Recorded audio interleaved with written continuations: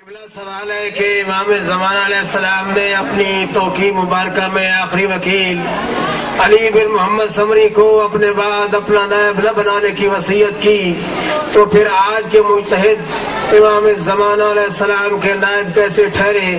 نیابت خصوصی و عمومی کے دلائل پیش فرمائے۔ میرے عزیزان محترم، نیابت کی دو قسمیں ہوتی ہیں، ایک نیابت عمومی ہوتی ہے، ایک نیابت خصوصی ہوتی ہے۔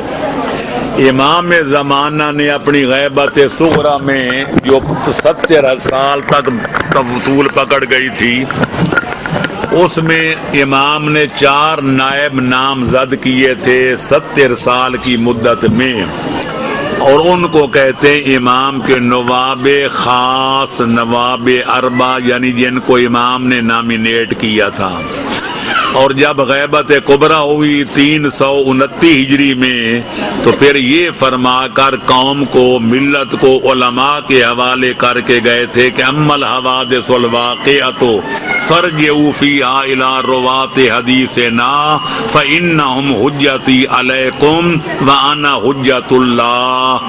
فرمایا میری غیبت کبریٰ کے دور میں جو تمہیں مسئلے پیش آئیں، جو تمہیں الجھنیں پیش آئیں، جو تمہیں مشکلیں پیش آئیں، تو ان سے اس سلسلے میں میرے علوم کے عالموں کی طرف، میری روایتوں کے راویوں کی طرف، میرے حلال و حرام کے جاننے والوں کی طرف رجوع کرنا کہ وہ میری طرف سے تم پر حجت ہیں اور میں خدا کی طرف سے ان پر حجت ہوں۔ اس لیے علماء و مجتہدین کو ہم امام کا نائب کہتے ہیں، نیابت عمومی کے لحاظ سے کہ امام غیبت کبریٰ کے جب پردے میں جا رہے تھے تو قوم کو جہلوں کے حوالے کر کے نہیں گئے تھے، علماء کرام کے حوالے کر کے گئے تھے۔ جی قبلہ سوال ہے کہ اصول کافی میں ہے کہ امام محمد باقر علیہ السلام نے فرمایا کہ تشہد و قنوت میں جو حسن ذکر ہو وہ پڑھو، اور فرمایا کہ اگر ہم تشہد کے الفاظ مقرر کر دیتے تو لوگ ہلاک ہو جاتے، تو یہ تقیہ کیوں فرمایا گیا؟ عجیب بات ہے جی، پیغمبر اکرم سے لے کر انہیں 23 سال نماز پڑھی، مولا متقیان کی شہادت ہے 40 ہجری میں انہوں نے پڑھی، پھر امام حسن کی شہادت ہے 50 ہجری میں انہوں نے نماز پڑھی، پھر سید الشہداء شہید ہوئے سن 61 ہجری میں، حتیٰ کہ 12ویں لال ولایت کی غیبت کبریٰ ہوتی ہے 329 ہجری میں۔ تقریباً 350 سال تک 14 معصومین نے نماز پڑھی، اور وہ اصول کافی میں موجود ہے، فروع کافی میں موجود ہے، کتب اربع میں موجود ہے، ہمارے مذہب کی لاکھوں کتابوں میں ہے۔ اس کو چھوڑ کر پھر نئے تشہد گھڑنے کی بے ایمانوں کو ضرورت کیا؟ یہ آل محمد کی پڑھائی ہوئی اور پڑھی ہوئی نماز کافی نہیں ہے؟ غیروں کا مسئلہ تو ہم کہتے ہیں فلانے کی نماز باطل، فلانے کی باطل، کیوں؟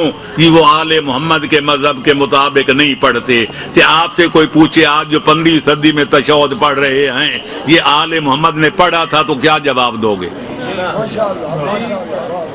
دین میں جو مداخلت کرے گا وہ ابلیس سمجھا جائے گا۔ جی آگے بڑھو۔ قبلہ فقہ رضا امام رضا علیہ السلام کی کتاب کہی جاتی ہے، کیا یہ امام رضا کی کتاب ہے یا؟ میں نے اصلاح اور رسوم میں لکھا ہے کہ اگر یہ فقہ اور رضا جو کہتے ہیں امام رضا علیہ السلام کی کتاب ہے تو آؤ سارے سمجھوتا کر لیتے ہیں، وضو اس کے مطابق کرو جو فقہ اور رضا میں لکھا ہے، نماز کا لباس وہی پہنو جو فقہ اور رضا میں لکھا ہے، اذان وہی دو جو فقہ اور رضا میں لکھی ہے، تو پھر پتہ چل جائے گا کہ آپ اس کو امام کا کلام مانتے ہیں۔ جنہوں کو نہیں پتا وہ سن لیں، اس میں لکھا ہے پاؤں دھو لیے جائیں وضو میں تو بھی ٹھیک ہے، مسح کر لیا جائے تو بھی ٹھیک ہے۔ اگر امام کی کتاب ہے تو آج کے بعد پاؤں دھونے شروع کر دیں۔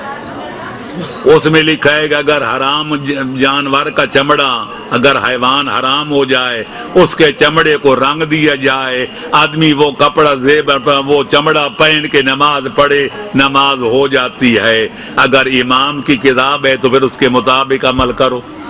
پھر اب تشہد کی بات کرتے ہیں، تشہد تو بعد کی بات ہے، اس میں اذان میں اور اقامت میں شہادت ثالثہ موجود نہیں۔ اس میں 18 فصلیں ہیں، اللہ اکبر 4 مرتبہ، اشہد اللہ الہ الا اللہ 2 مرتبہ، اشہد ان محمد الرسول اللہ 2 مرتبہ، حی علی الصلاۃ 2 مرتبہ۔ اذان و اقامت میں جو اس کتاب میں لکھی ہے اس میں ذکر ہے، شہادت ثالثہ کا نام و نشان بھی نہیں۔ لہذا علماء کی تحقیق ہے کہ فقہ الرضا نامی کتاب یہ چھپا اس کے ٹائٹل پر المنسوب الی الامام رضا، نسبت دی جاتی ہے۔ علماء نے واضح طور پہ لکھا ہے کہ آج تک یہ پتہ نہیں چل رہا کہ اس کتاب کا مصنف کون ہے، وہ مجہول المصنف ہے، اور جو کتاب جس کے مصنف کا پتہ ہی نہ ہو وہ علماء کی نظر میں ٹکے کے برابر اس کی کوئی قیمت نہیں ہوتی۔ اور تفصیل معلوم کرنی ہے تو علامہ نجف کے مجتہد اعظم علامہ شیخ بزرگ تہرانی کی الذریعہ الی تصانیف شیعہ مذہب کی کتابوں کے تعارف میں انہیں 26 جلدیں لکھی ہیں، اس میں ثابت کیا ہے کہ یہ کتاب مجہول المصنف ہے، قابل اعتبار نہیں۔